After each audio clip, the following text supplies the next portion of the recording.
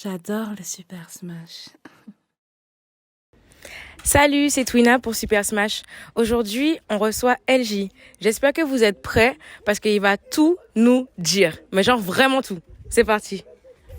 Leur faire la peau, ça me tente. Ils m'ont trahi, ils s'en vantent. Mais j'ai autre chose en tête, comme cette instru émouvante. Et j'y repense souvent à cette époque éprouvante. Et je me dis que tu es grand, mais j'ai toujours peur pourtant. Bonsoir LJ. Salut, On te remercie de nous recevoir déjà, premièrement. Si, Et merci à vous. est-ce que tu peux nous dire où on se trouve déjà pour commencer? Ah ouais, c'est vrai. Là, on est chez Yanichi Records, comme vous voyez. J'espère qu'on voit là. Et une petite anecdote. Déjà, Yanichi Records, je le connais depuis des années, c'est un bon. Et c'est là que j'ai posé mon premier son après ma prison. C'est là que j'ai posé entre autres Kim Kipichata. Et franchement, big up à lui, c'est un bon. Alors, on sait que tu as un projet à venir. Ton projet se nomme From Street to Jail. Voilà. Est-ce que tu peux nous expliquer pourquoi tu as choisi ce nom et dans quel état d'esprit tu étais lors de la conception de ce projet, tout simplement? From Street to Jail, déjà, comme son nom l'indique, c'est de la rue à la prison. C'est-à-dire que déjà, j'ai eu cette idée-là, même avant de tomber en prison, parce que j'étais déjà dans une phase de ma vie très sombre. C'était la street, c'était les soucis, les cavales, je cherchais pas la police. Donc, je grattais déjà. J'avais déjà pour idée de faire une mixtape un peu plus street. Et ça s'est concrétisé vraiment. L'écriture, on va dire, de cette mixtape, ça s'est concrétisé quand j'étais enfermé. Ouais. Et je l'ai fait parce que les gens n'étaient pas habitués. Les gens n'étaient pas habitués avec cet LJ là en fait. Et je trouve que en tant qu'artiste, c'est important quand tu regardes bien les artistes, quand tu essaies de prendre exemple sur des artistes. Tu te redécouvres. Voilà, C'est ça. tu essaies de te réinventer et puis surtout, c'est important même si c'est qu'une parenthèse de raconter un mood de ta vie qui a été assez dramatique.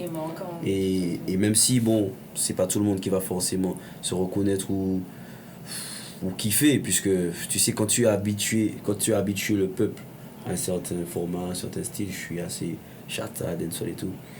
C'est un pari, c'est un risque, mais moi je m'en fous en fait, en vrai j'ai envie de faire ça. Et franchement je suis très content d'avoir fait ce projet-là et qu'il ait abouti. Ouais. Tu résultes. Ouais. Okay. Dans ce projet, tu dis que tu fais de la musique, mais qu'en fait, tu vis grâce à la street. Ah, t'écoutes bien les... On aurait aimé savoir, oui, on a appris des lyrics et tout. Et on aurait aimé savoir, est-ce que pratiquement tous les artistes des Antilles ont cette problématique de devoir faire de la musique parce que soit c'est une passion, au départ c'est une passion, on essaie d'en vivre, et quand on ne peut pas forcément en vivre, on se rend compte qu'on est obligé de gérer le quotidien dans la street et tout. Est-ce que à côté de ça, tu penses que cette situation, elle est juste? Et est-ce que tu penses que... qu'est-ce que tu penses déjà de cette situation? Est-ce qu'elle est juste et est-ce que tu penses qu'il est possible de faire autrement? Tu sais, j'ai appris que en vrai, qu'est-ce qui est juste et qu'est-ce qui n'est pas juste, ça dépend de la vision que tu as de la vie, de ce que tu veux faire en vrai. Tu sais, moi, je suis arrivé à un stade où je ne peux plus dire que la vie n'a pas été juste ou n'est pas juste envers moi. Je paye les conséquences de mes actes, tu vois. Maintenant, je vis de la street. Alors je dis, je fais de la zik, mais je vis de la street. Quand j'ai écrit ça, déjà c'était ça. Maintenant, je fais en sorte que ça change. Mais un artiste écrit ses moods, ses situations actuelles, et des fois ça change. Et grâce des fois à des sons comme ça, et c'est ce que je souhaite. Bon, pour l'instant, c'est bien parti, je ne vais pas mentir. J'ai pas mal de... Ouais, je pense que ça va peut-être aboutir à quelque chose un salaire, un truc, où je pourrais dire, voilà, maintenant, voilà, je vis de la musique et... Vas-y, merci People, merci tout le monde. Top. Du coup, on te positionne comme cette étoile montante, mais donc en réalité, est-ce que tu penses que c'est pas une fatalité qu'on est confronté forcément à ça quand on commence de la musique aux Antilles, tout simplement? Alors, faut bien répondre à ces questions-là, parce qu'il y a des gens qui écoutent. En fait, c'est une fatalité, non. C'est un choix. La vie, c'est des choix à la famille. Ça veut dire que moi, j'ai grandi dans la street, j'ai grandi dans une cité. Voilà, c'est ce qu'on voyait. Maintenant, ben, j'étais jeune, donc malheureusement, on se laisse des fois influencer, on n'est pas encore assez mature. Donc, comme par exemple, tu commences à monter musicalement parlant, ben, au lieu de vraiment te concentrer de machin, ben, quand il y aura les petits soucis auxquels t'as pas été confronté, ben, tu vas avoir tendance à faire ce que tu aurais fait si tu n'étais pas là. Rentrer dans la street, se dire ouais, j'ai plus d'argent, je vais faire ça. Et c'est ce qui nous arrive, c'est ce qui arrive à beaucoup au fait. En vrai, c'est une question de choix et surtout de maturité au fait. Ouais.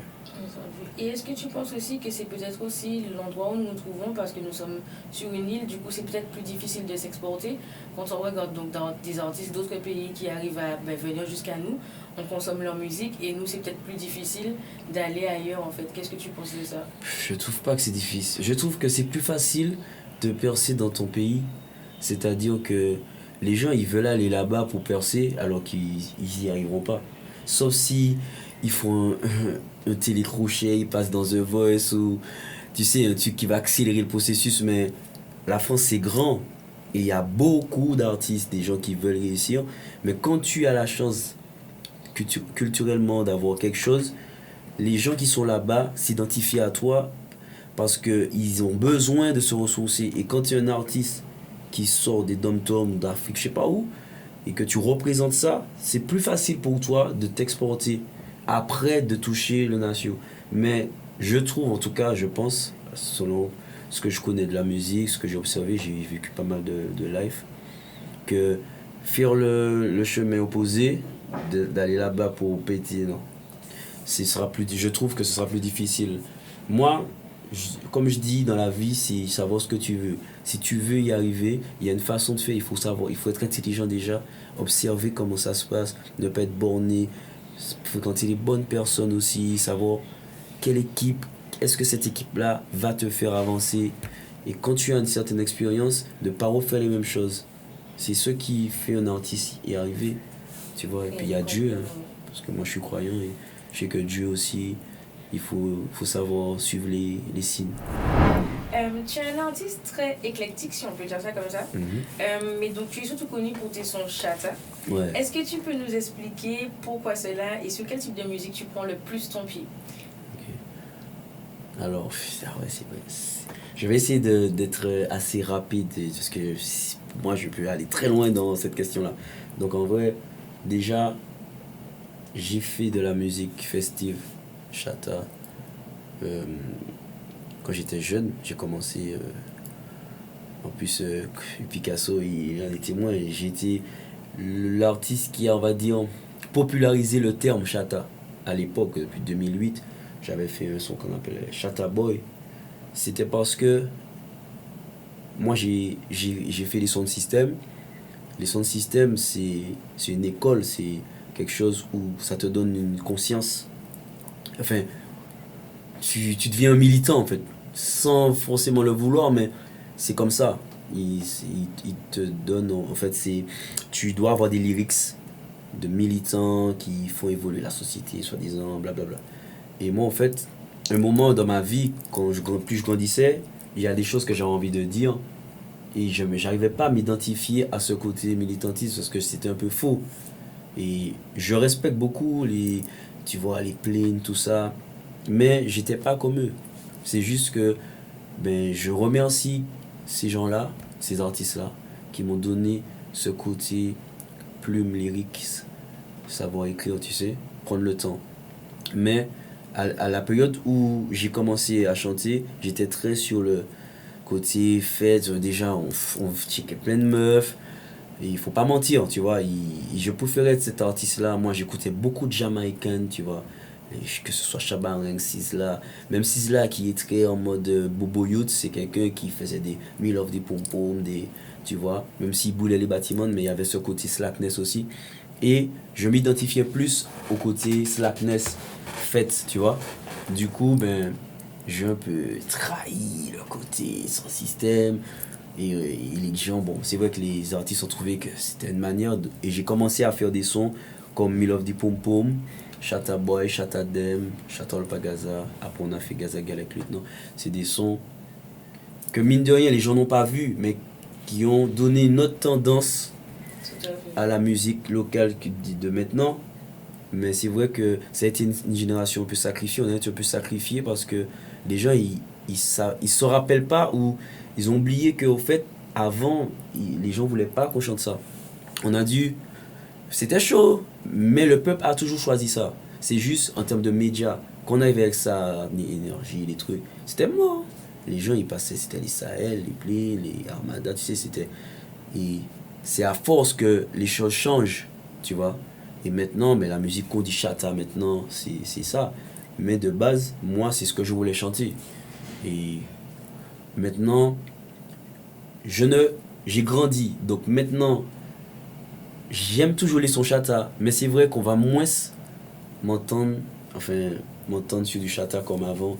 Parce que quand tu lâches des sons comme mon projet, ça me fait du bien de pouvoir raconter cette vie-là maintenant. Puisque je vis moins la vie chata de toute façon. Tu vois. Tu es dans la continuité un peu de ce que j'allais te dire. C'est je vrai. rebondis aussi sur ce que tu as dit. Vas-y. Parce que c'est comme si vous avez été un peu des militants de l'ombre.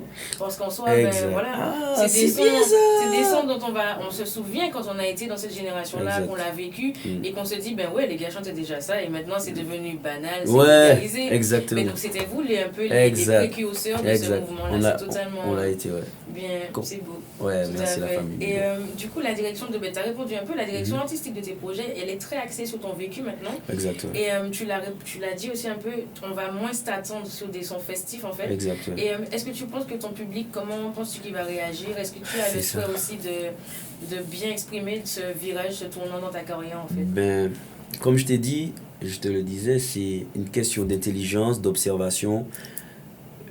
Ton public te suit, mais il faut... En fait, il grandit avec toi, ton public, en vrai. Tu vois, les gens qui venaient me voir à l'époque, je chantais Mélodie Poum Poum, et c'est les mêmes qui viennent me dire, ah ouais, bien. Mais il y a une façon. Et c'est vrai que, comme avant, ils ne connaissaient pas cette partie de ma vie, puisque je ne mettais pas ça en avant. Mon côté rude, je voulais pas qu'on sache. Donc, du coup, maintenant, je veux qu'ils sachent que j'ai vécu tout ça, que c'est pas des blagues, c'était comme ça ma life. Et déjà, qu'ils me comprennent. C'est vrai que c'était difficile, et j'ai fait des erreurs, j'ai déçu des gens et tout.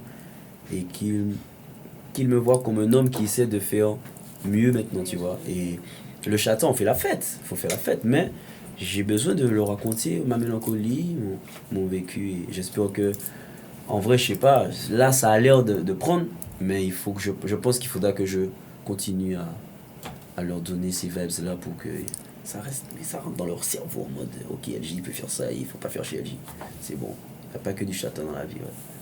Ouais. Et du coup, par rapport à ton projet, quel est ton bijou sur le projet, c'est lequel? Quel est ton morceau préféré? C'est con, mais c'est le premier que j'ai lâché, c'est Mélancolie.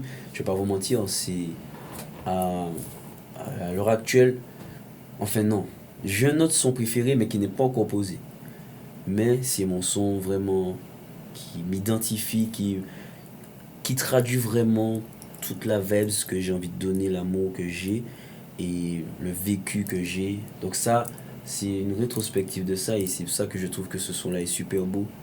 Et je suis très fier déjà de l'avoir proposé et que les gens... J'ai de très bons retours, je suis super content de la famille. Mais c'est my favorite song, yeah. Favorite song, yeah. Tu chantes depuis très longtemps et donc je pense comme on a pu le relater là à l'instant, tu as passé plusieurs phases dans ta carrière. Quelle a été ta période préférée? Est-ce que c'est celle-là maintenant où tu es en construction d'une nouvelle image? C'est toi qui nous diras. Et aussi donc par rapport à ce qu'on a échangé tout à l'heure, est-ce que tu te souviens de tous tes sons? Et quel est ton premier son? Ah non, mais je ne pourrais jamais me souvenir de tous mes sons. Je suis quelqu'un, j'écrivais des fois des 3-4 sons par jour. Je suis quelqu'un de très productif en termes d'écriture. J'aime écrire déjà. Et alors, il y a une première question. Donc, oui, ma partie, la partie préférée de ma carrière, ouais. c'est celle-ci là. C'est celle-ci parce que je sens que j'ai grandi et que je fais mieux les choses. Et j'ai tendance même à voir ce qui va arriver en mode si je fais comme ça. Enfin... Tu vois, parce qu'à un moment, tu sais, on apprend. Et je suis très, très, très content de cette période-là, même si elle est dure. Hein, parce que je suis un peu dans le starter. Donc, et puis, des fois, j'ai l'impression qu'il faut que je me justifie alors qu'il ne faut pas le faire. Donc, je suis, tu sais, parce que je suis un peu aussi à canaliser. Avant, j'étais plus impulsif. C'était beau aussi avant. Mais je préfère cette énergie-là. Et la deuxième question. Est-ce que tu te souviens de tous tes sons? Non, déjà, jamais, comme je t'ai dit, je pourrais me rappeler tous mes sons. Mon premier son, c'était un son. C'était quoi? C'était. En fait, mon premier. Mais c'est pas un son, en fait. De quoi? Un son ou genre Ton écriture? premier lyrics, ouais. Mon premier lyrique, c'était je m'appelle Nicolas, j'aime le chocolat, j'aime pas le caca ni le pipi du koala. C'était ça, et j'étais au CM2. Wow. Donc voilà. Mais ouais, c'était mon premier lyrique où on faisait les cons voilà, à la cour de récré avec Logan, Joannick, Big Up la famille, tu connais. Yes. Ok. Ben, du coup, tu as récemment sorti un documentaire sur ta vie qu'on a pu visionner. Est-ce que les expériences passées, relatées, tout ça, est-ce que ça a été fatigant à réaliser, premièrement, et puis qu'est-ce que ça t'a... Toi, pourquoi tu t'es inspiré donc comment ça t'a inspiré, cette idée t'est venue, pardon? Pour faire le reportage. Tout à fait, ce documentaire. Le truc c'est que le truc c'est le reportage, bon, ça c'est un peu plus sérieux. Tu sais, ce qui est difficile pour un artiste comme moi, c'est déjà le fait que j'ai ce passif là, donc j'ai un vécu tumultueux surtout qui a été publiquement révélé, donc ce qui fait qu'il y a eu beaucoup de moqueries, beaucoup de buzz, pas forcément, c'était péjoratif. Et quand tu sors de prison, tu t'es fait oublier, c'est bien. Et je remercie le ciel de cet exutoire, de ce temps qu'il m'a donné, parce que c'était essentiel. Si j'avais pas eu ce temps-là, je ne serais pas l'homme que je suis là. Mais pour revenir, c'est ça. Comment revenir? Et ne pas faire d'erreur. Et même si tu en fais, les assumer toujours, tu vois. Mais le problème, c'est, tu sais, j'ai toujours eu cette chance d'avoir des gens assez hauts dans le game qui croient en moi et qui me donnent la force. Même si c'est de façon cachée. Mais quand les gens ont su que j'étais sorti, j'ai eu de la force. Et plusieurs voulaient me donner une direction, tu vois. Donc, j'essaie d'écouter ça. Donc, en fait, tout le monde veut que tu reviennes en mode... non, d'ailleurs, tout le monde veut pas que tu reviennes. Les rares personnes qui veulent que tu reviennes, ils ont une façon de vouloir que tu reviennes. Et ça fait que moi, je ne le voyais pas comme ça. Donc, c'était soit les écouter, mais ne pas faire ce que... Après tout ce que j'ai vécu, faire comme j'ai envie de faire, même si c'est un flop. Ou faire comme eux et au final ne pas raconter ce que j'ai besoin de raconter pour la culture, pour le peuple, pour les histoires, pour tout. Donc, j'ai dit, tu sais quoi, je vais aller dans la rue, frère, dans les rues où j'avais l'habitude d'aller. De toute façon, j'ai toujours été là. Que déjà, le peuple, le monde voit qu'il n'y a rien qui bouge. Déjà, qu'ils sachent que je suis là, que je vais en Martinique, dans n'importe où, et qu'il n'y a personne qui me dit quoi que ce soit, même si sur les réseaux ça parle beaucoup. Parce que cette réalité-là aussi, il fallait que ça se casse, que les gens ne croient pas que LJ il a peur ou qu'il veut se cacher. Je voulais juste que, pour moi-même et pour la culture, que quand tu as vécu ça, tu peux te relever, frérot. Et ne crois pas que les gens, ils vont pas te dire quoi que ce soit, frère. Au contraire, même ceux qui te mal parlaient, quand ils vont te voir en face, ils vont te check, red, big up, fin. Et je te promets que c'est la réalité de la vie. Si tout le monde peut comprendre ce que je dis là aujourd'hui, quand tu tombes, frérot, c'est rien. Tout le monde tombe, famille. Même les moqueries, ça peut te faire buzzer plus si tu fais comme il faut pour revenir. Et j'ai fait ce reportage-là pour que les gens me voient debout. Et surtout, à côté de gens qui, soi-disant, ils idolâtrent ou machin, et qui sachent que ces gens-là sont là avec moi et je suis dans la street et c'est ma vie, ça a été ma vie que je voulais raconter. Donc j'ai commencé à rentrer dans leur cerveau comme ça et après j'ai contrecarré les plans, j'ai donné du chata parce que c'était la fin du confinement, j'ai revu ma stratégie, j'avais pas envie de faire les gens réfléchir, j'avais même envie de faire la fête. Ouais, mais ça manquait un peu. Ça manquait, donc j'ai dit, tu sais quoi, faire qui monde qui peut chata qui nous paye déjà pas ni personne et que mon vidéo ça.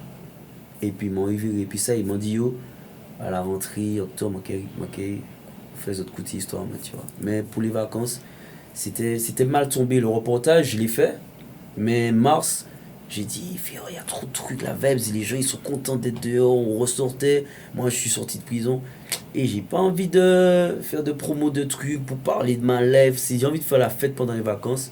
Et j'étais très content parce que ça s'est bien passé, les gens ont super bien accueilli ce son-là, tu vois. Mais maintenant, ben là, j'ai besoin de raconter mon histoire, donc c'est parti, c'est le moment. Ouais. Donc, ouais, Top. super. On sait, c'est maintenant donc un homme changé vers une autre optique. Et du coup, j'aimerais savoir ton rapport avec la rue. Quel est-il maintenant? Est-ce qu'il est donc je te laisse nous dire quel est ton rapport avec la rue actuellement? Je vais pas vous mentir, j'essaie de faire tout pour être le moins souvent en contact avec la rue. C'est dur parce que ça a toujours été ma vie, un peu. C'est-à-dire, il y avait la musique, l'école, et il y avait ça. Donc, du coup, la plupart de mes fréquentations, c'est ça. Donc, du coup, je ne veux pas non plus la lâcher parce que elle m'a permis de devenir cet homme-là. Et je veux quand même être là avec, donner la force à des gens qui sont passés par là, qui justement ont envie d'évoluer, et j'ai pas envie de la lâcher vraiment parce que je sais que ce sera pas juste déjà, et ce sera pas, en fait, je n'y arriverai pas si je la lâche aussi, tu vois, genre comme ça, genre faire comme si je m'en bats les coups de, non, je veux plus être là-dedans, mais je peux pas dire que je la fréquente plus, tu vois, je sais pas si, est-ce que je me fais comprendre en fait? Oui. Ouais. Totalement. Ouais. Mais du coup, parce que ça reste quand même un lien qui est fort, comme tu l'as dit, tu as Ouais. quand même une certaine gratitude. Et voilà, parce que quand même, j'ai Ouais. été un taulard, frère. Des taulards qui m'ont donné eux-mêmes la force, des taulards qui me donnent la force comme ils sont sortent. Des taulards, si j'ai un souci, ou pas des taulards seulement, dans la street, qui seront là, ou pas, mais c'est-à-dire que c'est des gens qui m'ont déjà montré qu'ils étaient là, tu vois. Donc maintenant, je peux pas dire que j'ai envie de les fréquenter ou que j'ai envie de fréquenter la rue, mais je peux pas dire que je la fréquente plus, tu vois. Je veux être assez franc dans ça. Et le plus important pour moi, c'est de rester concentré sur mes objectifs. Ce que je veux, c'est faire de la musique. Et pour ça, ben, il faut pas ne pas fréquenter la rue ou fréquenter les bourgeois ou machin. Il faut fréquenter tout le monde, mais il y a une façon de les fréquenter. Et c'est ça que j'essaie de faire maintenant, de ne plus justement être dans le bise de la rue, truc. C'est juste, ok, les gars, on est là, si on doit faire un clip, machin, montrer ce qu'on a vécu ou des trucs, tu vois, mais le faire de façon pour que c'est un objectif d'avancement, tu vois. Totalement.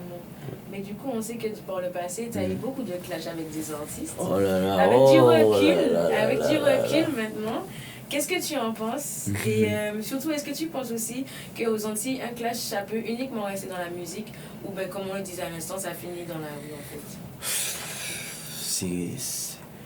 Le truc, c'est que moi, j'ai grandi avec cette la génération où c'était les Sting, tu vois, c'est les Ninjaman, les Sizzla, les Bounty, les Cartel, les Movado, tu vois, je kiffais ça, frère.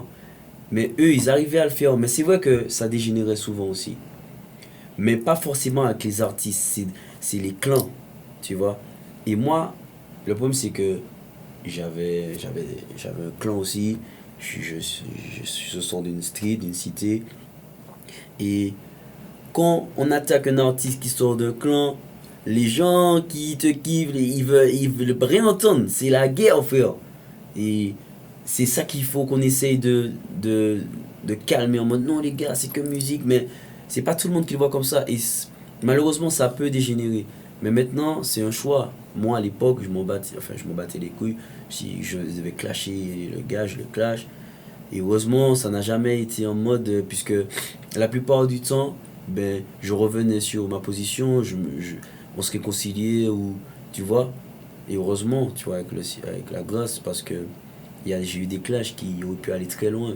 Tu vois, j'ai eu un clash très, très, très, très intense avec Daddy Mori. C'était très, très chaud. Et Daddy Mori, on le connaît, tu vois, ça aurait pu vraiment aller loin. Taiji, ça allait, c'était vraiment assez musical. C'était lourd, j'ai kiffé. Et il y avait la top aussi. Il y avait la top. J'ai eu des clashs à l'époque avec Echipla, c'était la Bonagista, Jadi Seva. J'avais un crew qu'on appelait le Swag Elliott avec Lightamon, Bad Tiger, tout ça. Et j'ai toujours aimé ça en fait. Clash, c'est-à-dire, si tu t'as dit, je te le dis en chanson, je te clash, je te nique ta mère, je te dis écoute maman s'il le faut, excusez-moi l'impression, mais j'étais comme ça. Et j'aimais ça en fait. Mais les clashs, si on le fait bien, si on mène bien un clash, ça peut vraiment être, décisif pour une carrière même, tu vois. C'est-à-dire que les gens aiment ça. Et ça dépend de comment tu vas gérer ton après-clash. Et c'était ça. Moi, je gérais toujours bien. Mais après clash, tu vois, parce que après un clash, je sortais toujours un son chata ou un truc que les gens allaient écouter dans les boîtes. Même quand c'était un clash, tu vois. Et ouais, c'est ça. Si. Ok. Je pense que te voir devant nous, c'est quand même assez éloquent. Je ne vais pas saper le moral de l'interview avec cette question, mais on est obligé de te la poser quand même. Dis-moi. Il y a quelques années de cela, tu as baisé par rapport à une vidéo sur les réseaux sociaux où on te voyait te faire violenter. Et frère, tu me poses ça là, et mon cœur descend. Et tu n'as jamais vraiment expliqué ce qui s'est passé. Et est-ce que tu penses qu'un jour tu vas revenir au devant de ton public et nous donner peut-être plus d'informations sur ces faits? Je te le dis de façon claire, nette et précise, je ne dirai jamais ce qui s'est passé. Je ne le dirai jamais. Et je suis très très heureux de jamais l'avoir dit parce que ça n'aurait rien changé en fait. Et avant, j'avais envie de me justifier. Et en fait, non, ça change rien. Là maintenant, les mêmes gens qui se moquaient de moi, c'est eux qui viennent m'envoyer des big up, de la force. Donc, ce qui compte, c'est comment tu te relèves après ça. Les gens s'en foutent de ce qui s'est passé. C'est ce qu'on pense, parce que quand il y a les moqueries, on pense que les gens veulent savoir. Mais quand ils savent, des fois même, ça te dessert. Même si, au final, c'est pas ce qu'ils pensaient. Ils ont juste besoin de se moquer pendant un moment parce que tu as fait un bad buzz. Mais ça se termine. Et il y a une période où j'avais beaucoup de rancœur en moi parce que je savais ce qui s'était passé justement. Donc j'avais envie de le dire. Je suis content d'avoir écouté les gens qui me disaient non, ne te justifie pas, ça sert à rien. Et je le dis de façon claire, nette et précise là, aujourd'hui à tout le monde, je ne vous dirai jamais ce qui s'est passé. Les gens qui étaient là savent ce qui s'est passé. Le mec en question qui m'a foutu dans ça, c'est ce qui s'est passé. Et fin. Voilà. Dans notre société actuelle, pour rebondir un peu, beaucoup de personnes sont harcelées et menacées sur Internet. Des gens se suicident par rapport à ça. Dans des vidéos, on les voit de façon ignorante. Mais donc, quel conseil pourrais-tu leur donner, toi, pour surmonter cette épreuve? Et un mot peut-être pour ces personnes aussi? C'est dur. Mon conseil sera subjectif parce que moi j'ai eu la chance d'avoir un mental assez fort par rapport à mon vécu, mon enfance. Donc chaque personne, en fait, ce sera de la faute de personne. C'est la vie qui est comme ça. Donc le conseil c'est de ne pas écouter les moqueries. Mais c'est dur de ne pas écouter. Donc je peux même pas conseiller quelqu'un. Moi je suis content d'avoir été fort et de m'être relevé, mais j'aurais pu ne pas le faire. Et croyez-moi que c'est très facile d'abandonner quand tu as... C'est dur, donc j'ai pas de conseils à donner. Moi je te dis juste, c'est que Dieu soit avec tous ces gens, toutes ces personnes-là. D'accord, mais si tu pouvais remonter dans le temps et changer un de tes mauvais choix un jour dans ta carrière, est-ce que tu l'aurais fait? Et pas forcément obligé de dire lequel, mais... Non. Franchement non, parce que si j'avais pas fait ces erreurs-là, je serais pas comme ça. Et je me sens fort. Je l'étais pas autant. Donc je pourrais jamais dire que j'allais changer ça. Je serais pas l'homme que je deviens, que je suis en train de devenir, non. J'ai rien à changer au fait. Tranquille. Si tu devais te décrire, toi, l'artiste LJ en 3 mots, quels seraient-ils? Alors, je suis passionné, têtu et généreux. dead. Ouais. Si tu avais la lampe d'Aladin et que tu avais 3 vœux, quels seraient-ils? Mais il faut pas que je les dise. Attends. J'ai envie que ça se réalise. Ah non, je vais pas vous dire mes plus. Mes 3 vœux, ce serait déjà de réaliser mon projet final. Je vais pas dire c'est quoi. De transmettre un héritage vraiment culturel et puis de finir mes jours avec celle que j'aime. Ça, c'est ouais, ce serait ouais, mes 3 vœux en mode finir mes jours en mode avec celle que j'aime et qu'on ait un aboutissement de vie sur les projets, les trucs. Ça, c'est ça. Si tu pouvais avoir une conversation de 1 heure avec une personne de ton choix, peu importe, ce serait qui?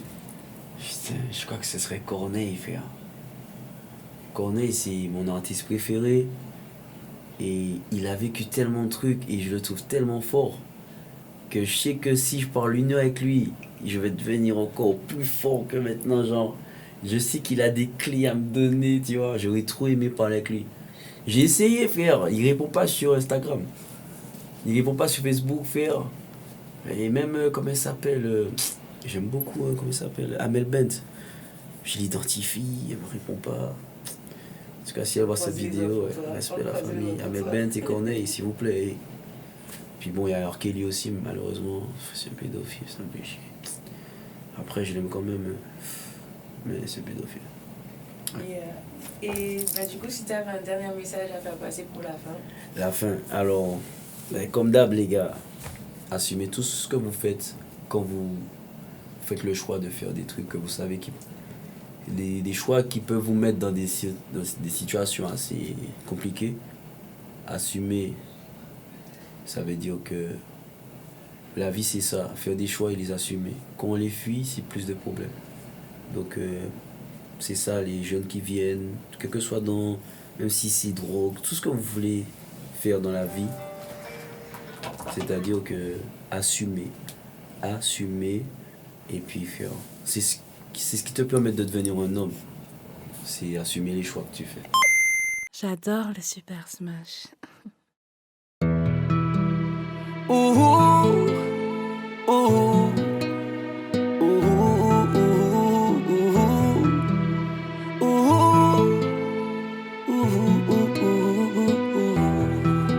chanter sur scène, ça me manque. Indestructible comme un tank. L'impression que cette vie n'est pas mienne, mais celle de notre cap plus funk. Leur faire la peau, ça me tente. Ils m'ont trahi, ils s'en vantent. Mais j'ai autre chose en tête, comme cette instru émouvante. Et j'y repense souvent à cette époque éprouvante. Et je me dis que tu es comme j'ai toujours peur pourtant, oui. J'ai peur de replonger dans cette eau maraboutante. Mais j'ai autre chose en tête, comme cette instru émouvante. Je me sens pousser des ailes quand j'entends l'instrumental. J'ai détesté être enfermé ce jour insupportable. Mais j'ai survécu aux balances, affronté l'insurmontable. Ne t'en fais pas, vos injurons, ce ne sont des excuses rentables. Messieurs les inspecteurs, j'ai dit ce qu'il fallait. Le karma a fait son taf quand tu m'as vu disparaître. Trafic de coke, pas de cigarettes. On a contribué à pourrir notre petite planète.